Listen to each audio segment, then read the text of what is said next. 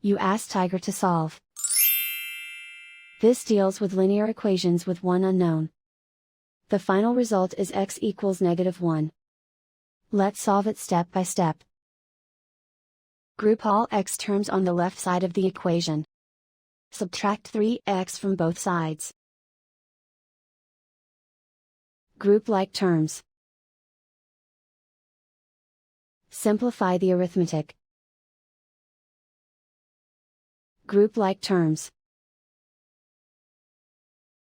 Simplify the arithmetic.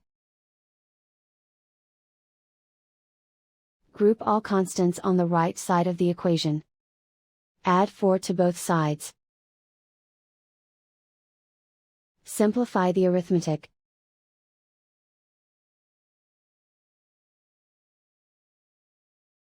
Isolate the x.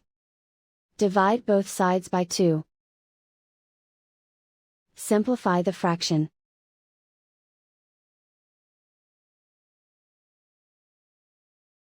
And so the final result is x equals -1.